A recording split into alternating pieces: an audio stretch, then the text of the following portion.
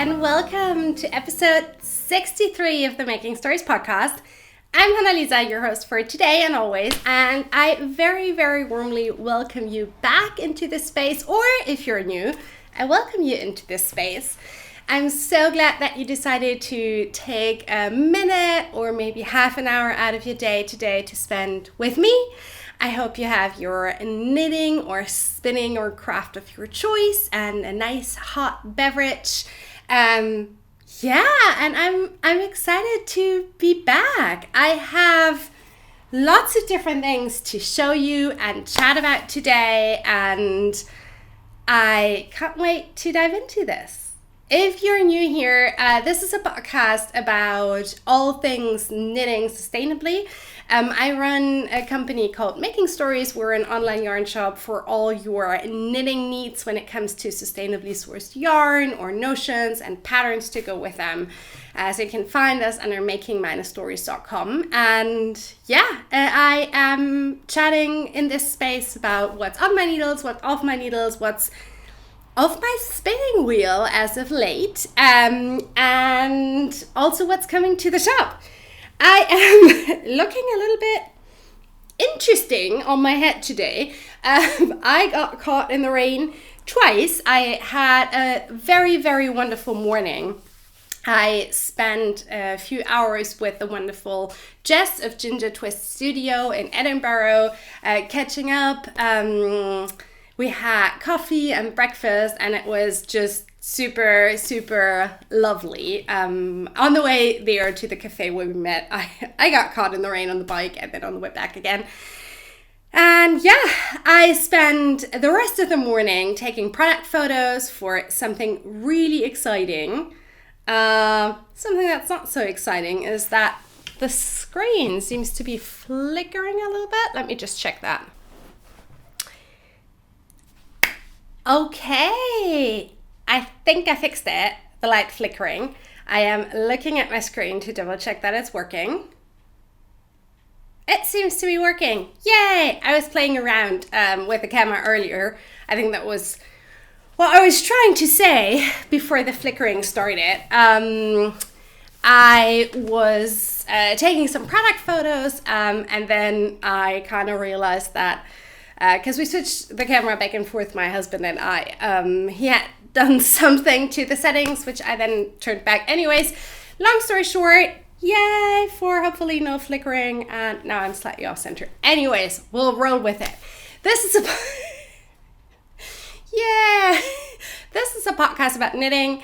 I think I already said that. So anyways, welcome to this space. I have a finished object, a work in progress that I want to share with you, and then two things that are fresh off the spinning wheel, and then some shop news. Before I dive into all of that, I just wanted to say a big thank you for the super warm welcome you've shown to our latest Making Stories magazine issue number 11, Seashore. It's been one of our best-selling issues so far, and I am so pleased because I quite like this collection. And oops, sorry, the sun's just come out. So we have had some really wild changing spring weather today. So sorry about that. The lighting might be a little bit interesting today.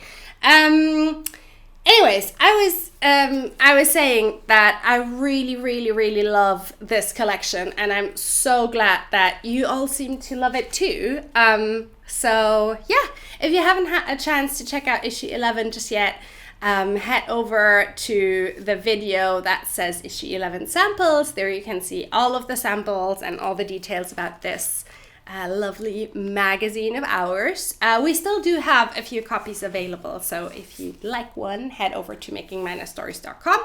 And if you want to support your local yarn shop, which I'm all up for, then check out if we're stocked there. We do have a stockist list. If you scroll down to the footer in our website, you can find all of the stockists. And if your yarn shop doesn't carry us yet, just ask them.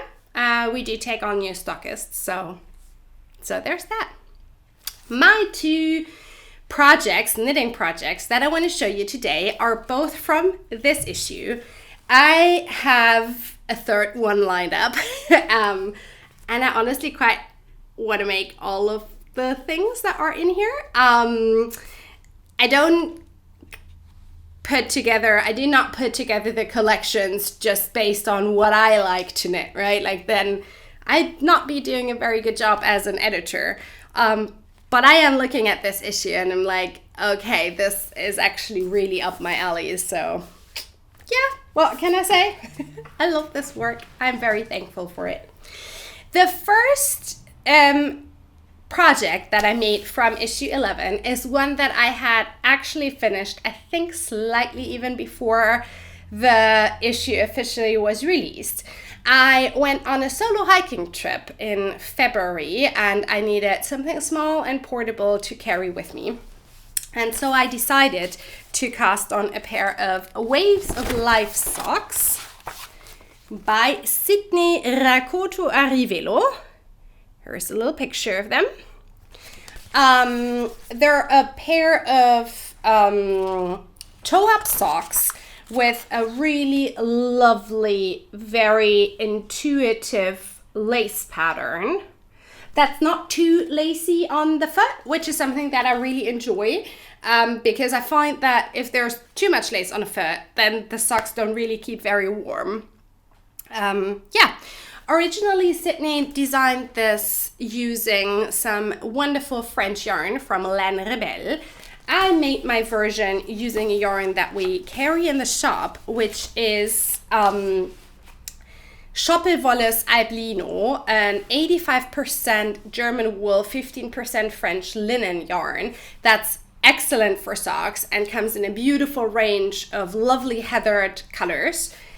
I am so pleased with how these turned out. Oops. Sorry, there's a bit of fluff everywhere here. I am so pleased with how they turned out. And they also answer a question that we have been asked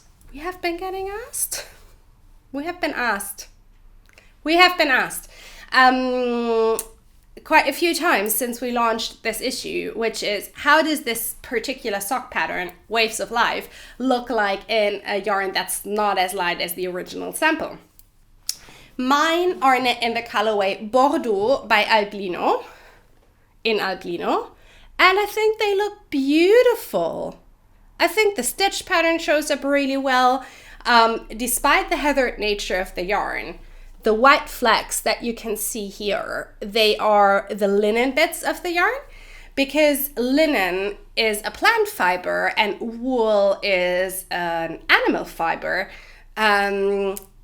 They take dye differently, which means that if you have a wool linen blend, it will very likely look pretty heathered like this one, because the linen in this case and in most of the other cases of the AlbLino colorways just stays white.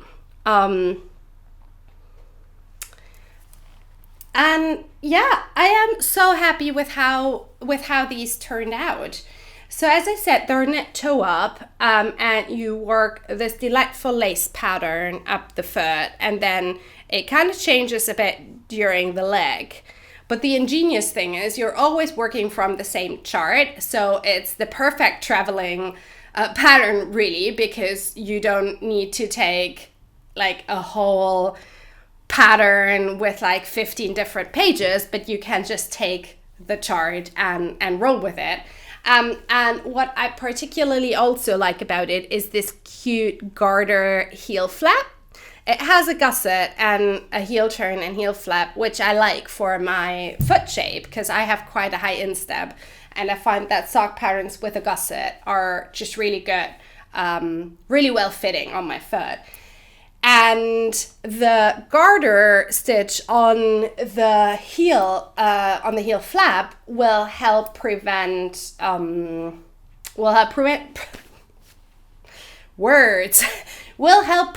holes in that particular area of the sock, which, yay! So yeah, I am very, very pleased with how these turned out. They will have to wait in terms of being worn until the fall, because I want to keep this sample fresh and pristine for Wedding Wool Weekend, which is my local yarn shop's mini market show that we're vending at this summer. And I'm gonna take AlbLino and I'm gonna take these socks, so yay! We do have AlbLino back in stock. I'm looking over there because over there is the box in almost all of the colorways. So do check it out on the website if you like what you see. It's a really, really, really good sock yarn, and it's been really popular. So I'm very glad that we have it back in stock. Waves of Life socks, Sidney Rakotoarivelo, from our current issue 11 in Schoppelwolle AlbLino. 85% German wool, 15% French linen, available in the shop. The second project that I want to share with you today is my second cast on from issue 11, and it's the cover design. We put Audrey Borrego's beautiful egg top on the cover. This is a top-down, sleeveless t-shirt / top design.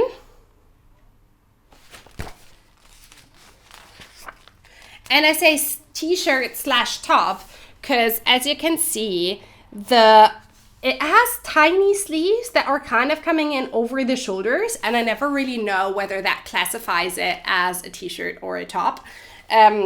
So yeah, t-shirt / top. It's a really beautiful, very, very gorgeous design that Audrey originally designed for Pasquale's Reed jeans, which is a fantastic, phenomenal, absolutely gorgeous yarn. So by no means take the fact that I am knitting this out of a different yarn as a, hey, the original yarn is not great. I very, very, very highly recommend it, especially if you want to achieve the look that the look that Audrey has, which is very much not lace. Despite it being lace, this to me very much reads as this is a lot of twisted ribbing and a lot of and like a bit of cabling and a little bit of lace, and that's due to the fact that the Reed jeans knits up quite densely, and so even though you have lace, it's not very see-through. If you want that look, definitely go for the original yarn. I was curious how this pattern knits up in a yarn that we are launching in April in the shop, and so that's what I'm knitting in. I am absolutely in love with my own version, but I also really, really adore the Reed jeans. So I just want to put that out there. I have stored my project. It's on the verge of being too big for it. On my beautiful Harriet Wildwood Stitches project bag. This is one that we had at the mini market last year, and yeah, I think it's perfect. So let me show you how far I am with my egg top t-shirt. I have finished the back to the point where I need to finish the front so that I can connect the pattern under the arms. So this is the armhole depth. And I am about halfway through the chart repeat for the front. So I need to finish the chart and then I can start knitting in the round, because then the front and back will be connected. And I am really loving how basically everything about this pattern. I was gonna say, well, what should I all list? Because it's everything that I love about it. Excuse me. Audrey is a fantastic designer. Like, she's just got such a knack for putting together really wearable designs that are also just really fun to knit and never get boring. I don't know if you remember this, but I made the Lueur shawl that she designed for our issue 8, I think like maybe 2 years ago. To this day, this is my most worn shawl, and it was so fun because it had different textures and different stitch patterns, but they all kind of flowed very well into one another. This is really similar, where the lace chart is intuitive so that you can quite well read your knitting. It's a really unique way of combining lace and cables that I haven't seen anywhere else before, and yet it's just very enjoyable to knit.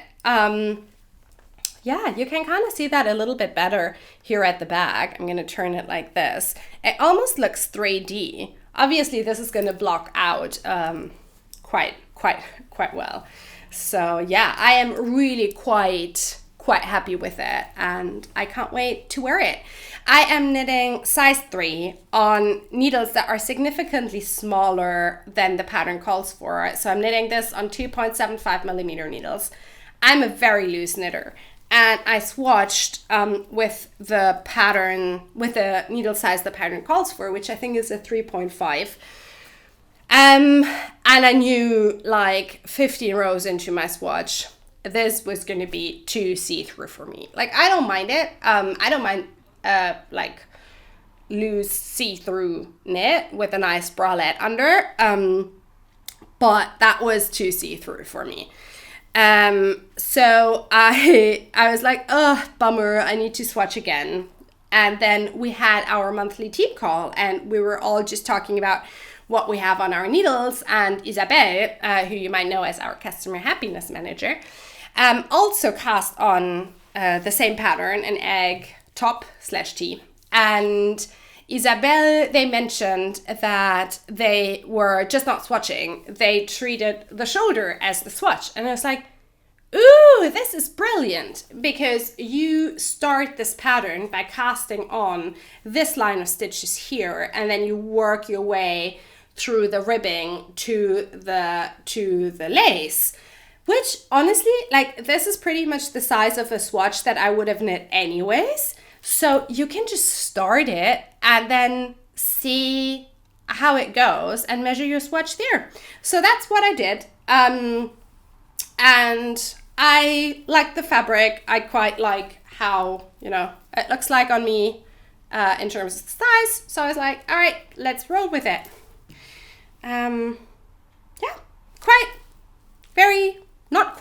Very, very pleased with this. Yeah, what else is there to say about it? Before we go into the yarn, I want to draw your attention to 2 little things. One, how cute are my needle stoppers? Can we just pause for a second and admire these little cute seashell needle stoppers that are in the shop now, together with some other lovely seashore themed needle stoppers. So if you've been looking for some needle stoppers, we haven't had new designs in since the winter, so they're back. The ever popular sheep needle stockers are back as well. So if you want to go for that, head over to the shop. If you're like, what do I need needle stoppers for exactly? If you have a project in slippery yarn like this one, or you can just be like, okay, you just like, go your own merry way. And or you have a child, a pet, a spouse, a friend who is likely to sit on your knitting or put your knitting away or do anything with your knitting. Chances are you've experienced needle sliding, which means this is just such a weird way of me explaining it. Your stitches just slide off the needles and you lose stitches and you're like, why did this happen? Needle stoppers are little silicone beads that you put on the tip of your needles, and fabric cannot slide off anymore, which I was going to demonstrate if my knitting cooperated, which it did not. So essentially, once your knitting gets to the tip of the needle stopper, stops it from sliding off. Ta-da! Yay! Very long-winded explanation for what needle stoppers are. We do have a few different designs in the shop, and I am very happy with these. You might be wondering, what is this yellow thing that's dangling here? So the back is currently on hold because I need to wait, I need to finish the front so that I can start knitting in the round. And this is a lovely, I don't even know what you call them. I think they have a name. I'm blanking on the name. So this is essentially a hollow, also silicone, tube kind of thing, but more ropey. Yeah. That was a wonderful gift from our lovely stockist Yoonjae. Yoonjae has a wonderful yarn shop called Wavy Knits in Korea, and Yoonjae and I met while I was at Unravel in Farnham in February, and she got a few really cute notions made for her shop. And her shop and logo and everything's color is this beautiful bright yellow. So she gifted me these. And it's quite fun. You just basically put the hollow tip onto the tip of your needle, and then you slide the entire thing through. And then you have it on it's like scrap yarn, essentially. So yeah, very fun. The yarn. This is our new summer yarn for this season. It's from a French company called Natisea. And this is Natisea Pernelle. A wonderful, absolutely gorgeous yarn. Stick around if you want to hear more about it, because that's all coming in the shop news section. This is 100% European hemp, and we've never had a hemp yarn before. So we do carry Antigone, which is a 100% linen yarn. We do carry Saona, which is what this t-shirt is made of, which is a 50% cotton, 50% wool yarn. But we haven't had a hemp yarn before. And so I'm really excited and very pleased that we can introduce this as our new summer yarn. And obviously I had to cast on a sample with it. So that's what I'm knitting egg in. The yarn behaves quite differently to the regions that the original sample was designed in, as in it is a lot more see-through. I am very curious how this is going to look like past blocking. I did knit a swatch in Pernelle last year when I was pondering whether or not to add it to the shop, and I cannot for the life of me find my notes. Ooh, sorry, there is some noise outside. I cannot for the life of me find my notes on how the swatch behaved before blocking. So I don't actually know whether this fills out or not. So we're gonna see. Okay, something really weird has been happening now with the light. And it's kind of flickering again. That's not good. That's not good at all.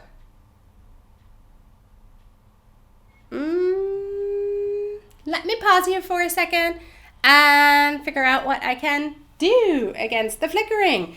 So yeah, this was my egg top slash t-shirt, also from issue 11, our current issue, and it's a design by Audrey Borrego, and I'm knitting it in Natisea Pernelle. Alrighty, I'm back.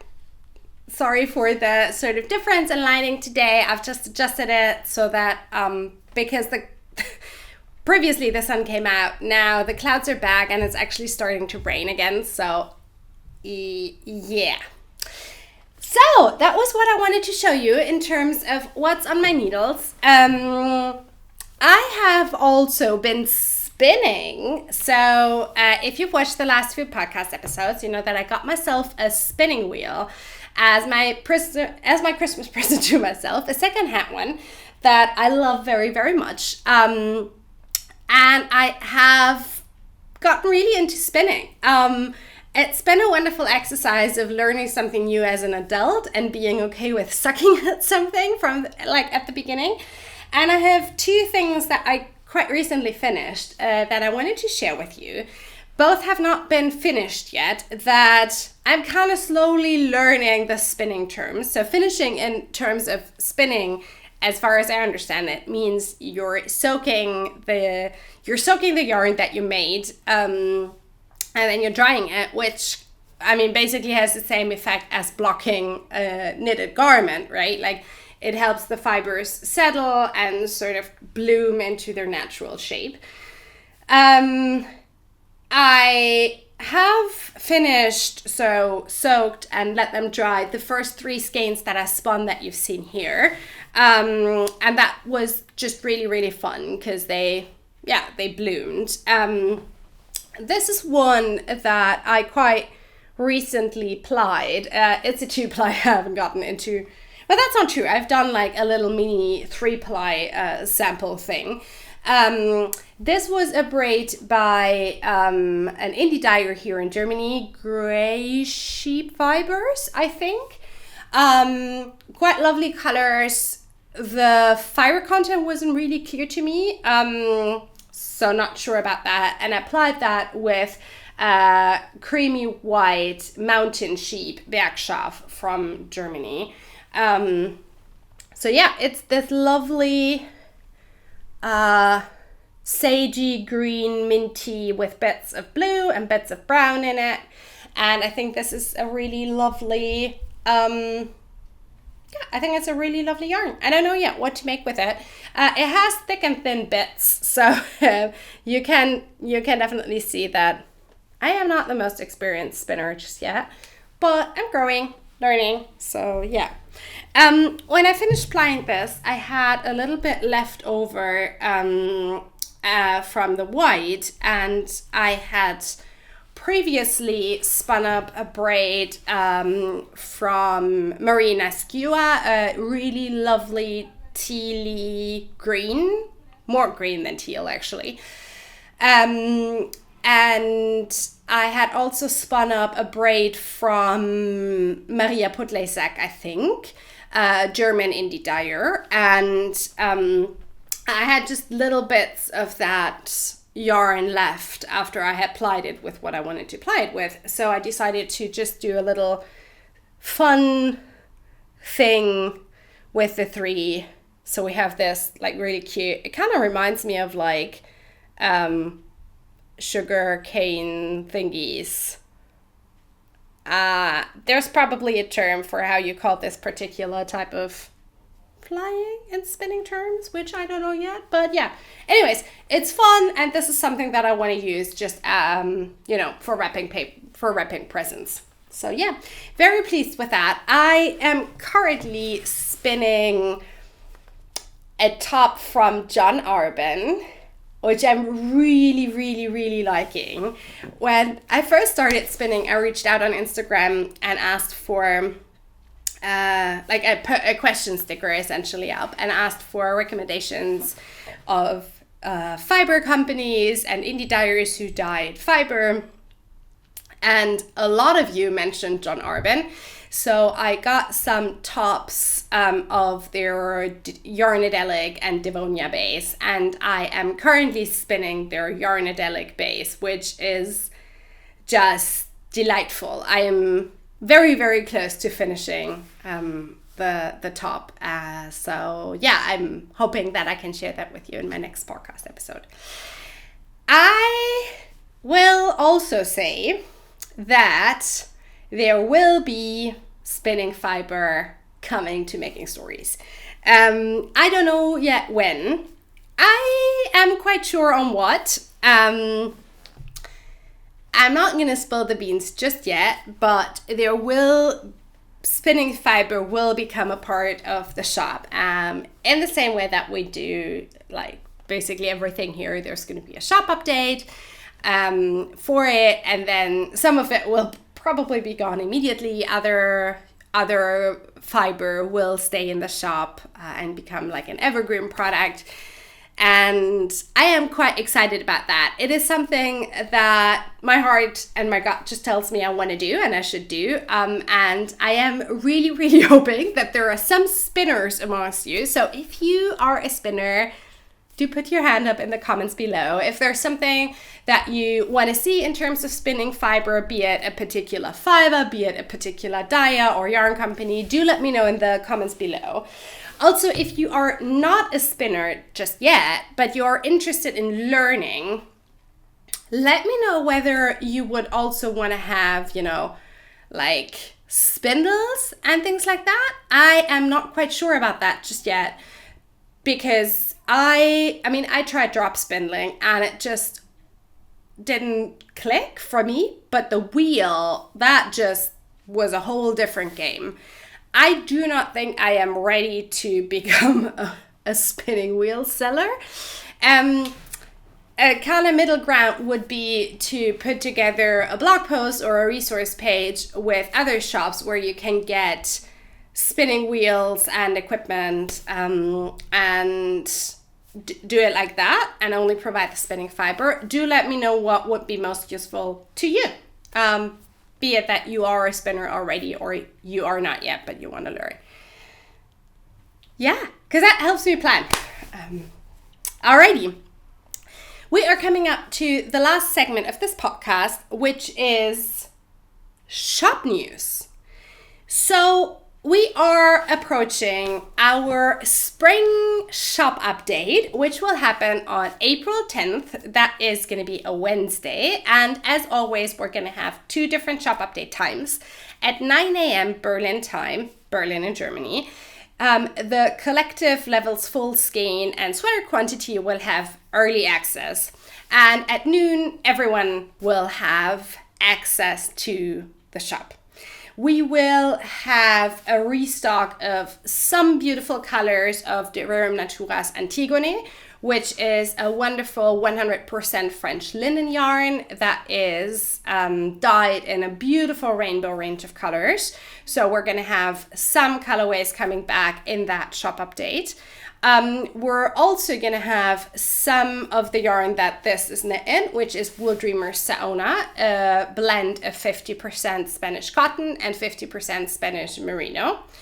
It's a really lovely, lightweight, but slightly warmer yarn. So if you are in a part of the world where, you know, also in the summer, you like having layers, like this makes for a great T-shirt to wear during probably not like super hot summer, but like now, you know, it's quite cold outside actually, and I'm laying this over a lightweight thin long sleeve.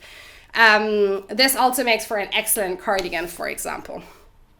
So we're gonna have some of that, and we are also gonna have some spring themed needle stoppers. I just spent like 10 minutes explaining what needle stoppers are, so I'm not going to go into that again. And I don't have them yet here, but there's going to be some daisies and tulips. So if you are into that kind of stuff, do check back then. And we are going to have a brand new yarn coming to the shop. That is Naticia's Pernelle. So I want to talk a little bit about this particular yarn and why I chose to carry it, how it relates to our dedication to sustainability, and also show you all of the colors because it's a beautiful, beautiful color range. Little sort of excursion side note on color ranges. I have been quite surprised since starting to carry yarn in the shop how different color ranges are between yarn companies. I think that a really well balanced color range is really important for a yarn because not because knitters are very different. Not everyone is going to like the colors that you like. At the very beginning of the shop, my thing was more to sort of select colors that I thought would work well together. And then at some point, and like not get the whole color range in, because also that's expensive. Like it's really expensive getting a new yarn in the full color range in. That's like, we're talking thousands of euros there. And we just didn't have the money. It's really tough for us to put together that money now as well, especially not knowing whether something is going to appeal to you or not. But at some point, someone messaged us and was like, look, like, I love what you do, but I'm just not into pink. Can we just get some other colors, please? And I was like, oh, yeah, that would probably be a good idea. You know, the colors that I like are the colors that I like, and those might not be the colors that you like. So yeah, ever since then, I have been trying to, if we get a new yarn in, either get the full color range, or if we can't afford it, get sort of colors from every color family and colors that I think are covering a whole sort of basically a whole spectrum of color. That doesn't make any sense, what I'm just trying to say. So a lot of different colors in, period. So I pay a lot of attention to color ranges, and some of them are just very interesting in the sense that some of them are just not very well balanced, I would say. Like even if I had even with my desire to provide something for every single person out there, not every single person, I think that would be overkill, but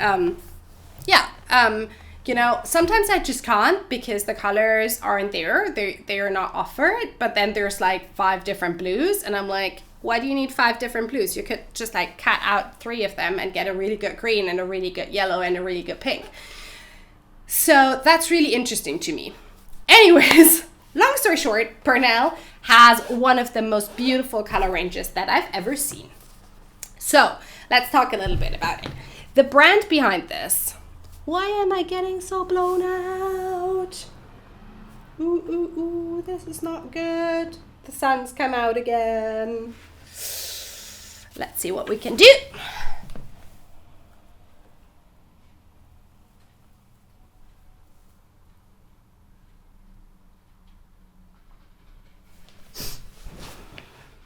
Yeah, that's better. Okay. Natisia is a wonderful French company run by the lovely Mathilde, who has been nothing short of delightful to work with. So super, super sweet. That is important to me. I like working with good people. I like supporting businesses that are run by good people, and that Mathilde feels like a good person. She is very dedicated to so there are 2 things. Let me start it the other way around. There are 2 things that Natisia is specializing in. One is plant yarns. So it's only plant yarns that Natisia does, which I find really admirable and very brave, because a lot of us knitters knit with wool yarn primarily. So specializing in plant yarns, I think, is a really, really interesting step. It's also excellent because it provides, you know, specialization just provides a lot of knowledge if you're getting really into what you're doing. And Mathilde is really, really, really into plant yarns. So this means that the yarns that she is making are just very, very, very good. And that's just something that I adore. The second thing is that she is using Natisia as a way to help further plant yarn production and the cultivation of the fibers that are used in plant yarns in Europe. So a lot of the raw materials for plant yarns are just not grown in Europe anymore, mainly because it wasn't feasible anymore for those farmers to grow them because there wasn't demand, because in other countries things like cotton or flax could be grown and gotten cheaper. The second part of the yarn production, the whole preparation, spinning and dyeing of plant yarns, is also very different from wool yarn. So you can't just go to like a spinning mill that does wool and be like, okay, hey, I've got this flax, so can you spin this into linen yarn for me? And they're like, no, we cannot do that with the equipment that we have. And there are certain types of sort of spinning equipment and spinning mills, certain spinning mills that where you just can't get it spun in Europe. And with sort of providing an incentive to build up those skills again, because she's making yarn, I think Mathilde does a wonderful thing to also support building those skills back up in Europe. Why is Europe important to me? It's not because I'm such like a European patriot, although I do think that the European Union is a very good thing. It's because transport emissions are one of the biggest things that we can pay attention to when it comes to sustainability and caring for our planet. And so whenever I source something, I try to find something that it has not flown 3 times around the world to then finally land here in Berlin. So if you source flax or hemp or cotton or wool within Europe, get it scoured, processed, spun, dyed within Europe, and then I order it from you and you are also in Europe, then that means it's just, this yarn has less transport emissions attached to it than a yarn that has been processed, I don't know, over in China or in Peru. So this yarn, sorry, this particular yarn, Natisea Pernelle, is sourced in, well, the hemp is sourced in Romania, so it's grown in Romania, and it is then spun in France, I believe. France or Lithuania, I am completely blanking here right now. I know this because I looked this up beforehand. So it is spun in Europe and dyed in France and then transported to Natisea in France and then from there on to us in Berlin. It is spun in France because it says so on the label. Hello, Hannah-Lisa, thank you so much.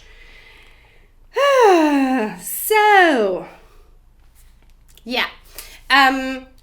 So this has traveled from Romania to France to Germany. That's it. That's the carbon footprint, which makes me really, really, really happy.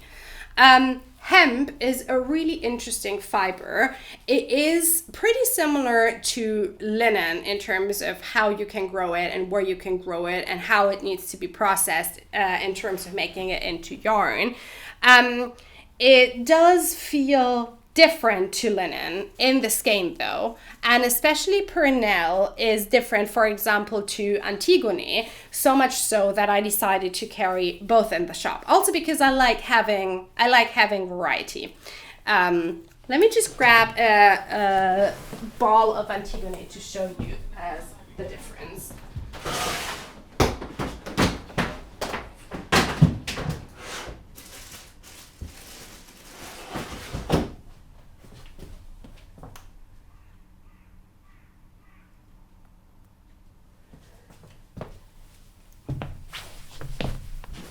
There we go.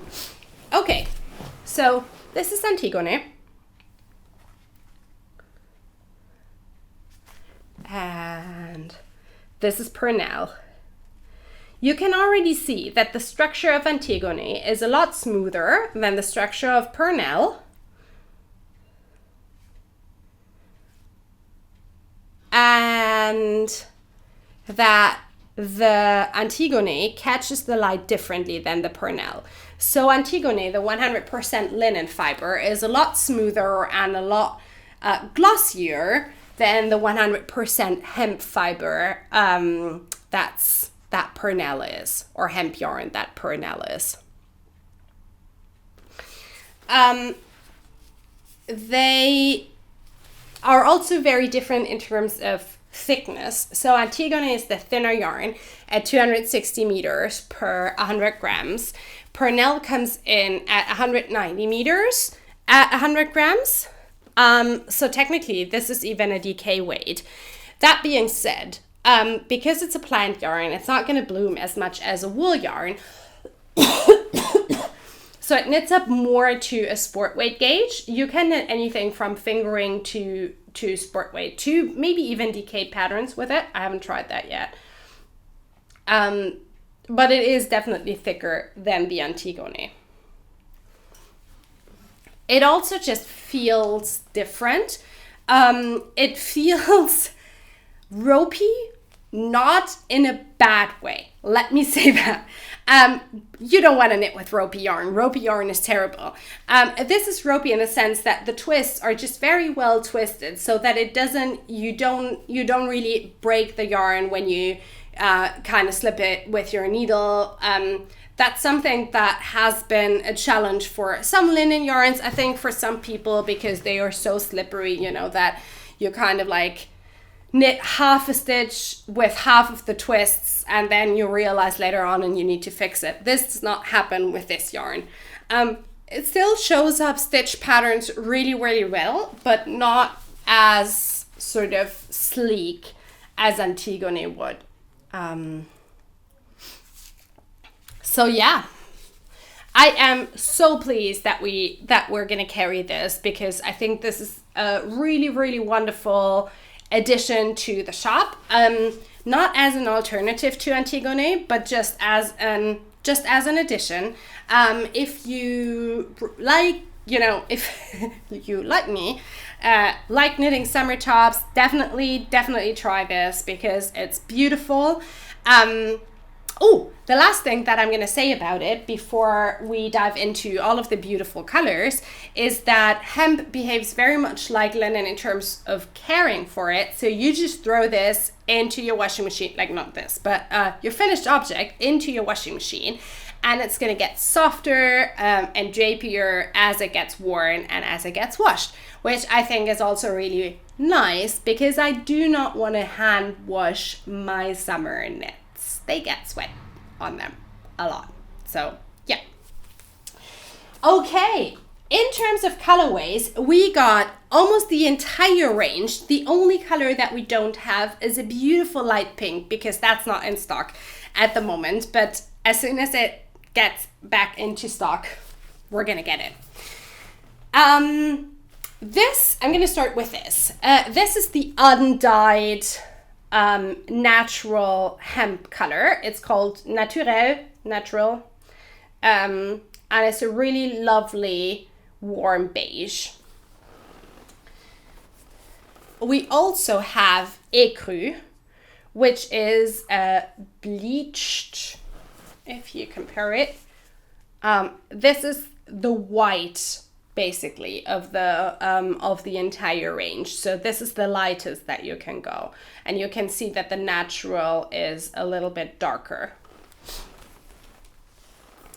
Then we have, Matilda has just curated such a beautiful range of colorways, no matter whether you're into like spring pastels or jewel tones. And this is one where I was like, I wonder how this is gonna look like in person. And it's so sweet. This is vanilla. So a really lovely, very light yellow that almost reads as a neutral. Only when you see them next to each other do you realize it's actually a yellow. So it's like, this is something that I could very well imagine me wearing. So very, very delightful. There is a beautiful cinnamon colored colorway called Caramel. It's a really lovely, warm, light shade of brown. Just showing all of these together. And then, oh, this one has stolen my heart. This is miel, so honey. yellow, a really good golden yellow with a bit of a colder undertone. Here you can see it next to skin.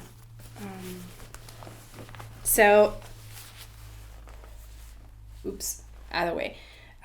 So you can see that the yellow is a little bit colder than the caramel here. So that's, I think, a really, really wonderful, very, very lovely colorway.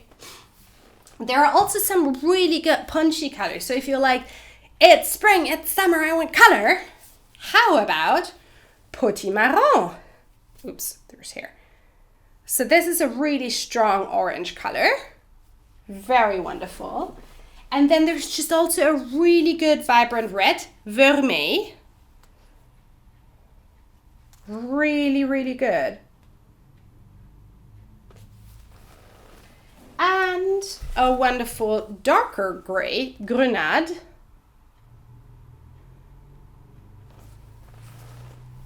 And a really stunning pink, Framboise Raspberry. Like, how good are those 4 colors? They're great. They're fabulous. Like, they're perfect for summer, I think. Like, just perfect. Just look at them. Mathilde has not forgotten the colder colorway lovers amongst you. There's 2 beautiful blues, 2 beautiful greens, and 3 gray/blacks. Let's start with the blues. There is a Bleu Layette, so light blue. A really delightful cold light blue. Delphinium, which, I mean, come on, like, how good is this? Like, I mean, you all know that I love blue, right? And this one is just fabulous. We have Sage. This is a really, really, really nice spring colorway. Like, this just screams spring to me. And then we have the one that I am using for my egg tea, which is Vert Forêt, so forest green. Also just a really good, like, dark green. And then to the neutrals in the black family, we have Argent, so silver. A really nice light gray, silvery gray. We have Bleu Gris, so blue gray, which is exactly what it says, it's blue gray. It's really, really nice. And, which I find is great because not a lot of summer yarns have this, we have Noir, so we have a black. How good is that? So these are the 3 blacks. So those, and then let me just show you these again.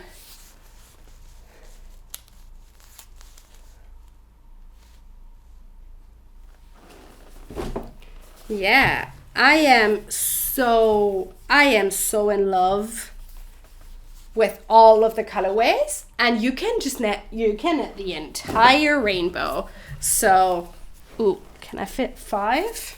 Let's see if I can fit 5. I can. These are the lighter neutrals. So I am so pleased with these, and they just look delightful next to one another. As I said, they are coming to the shop on April 10th at 9 a.m. For the collective Levels Full Skein sweater quantity, and at noon for the general public, alongside a restock of some Antigone colorways and some Saona colorways and a few lovely spring-inspired needle stoppers. I hope to see you there. And in the meantime, do let me know about sort of my quest into spinning fibers for the shop. If you are a spinner, which type of fiber you prefer, whether there's a specific sheep breed that you want to see, or a fiber company, an indie dyer that you think would work really, really well in the shop. And if you're not a spinner, do let me know which kind of support you wish we provided for sort of beginner spinners. I think that's it from me for today. Thank you so much for sticking around. This was wonderful to spend so much time with you. I hope to see you on April 10th for the shop update. And until then, take good care. Bye.